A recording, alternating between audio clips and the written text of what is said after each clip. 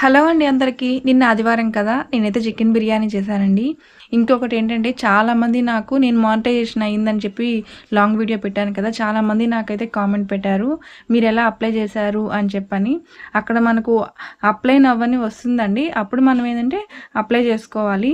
ఆ తర్వాత monetisation process అంతా కూడా మా వారు చేశారు. ఎందుకంటే చాలా జాగ్రత్తగా చేయాలి. అది ఇంగ్లీష్‌లో ఉంటుంది మొత్తం కూడా. మనం ఏందంటే జస్ట్ చూసి చదవంగలంగానే అంత అర్థం చేసుకున్నంతే నేను చేయలేను.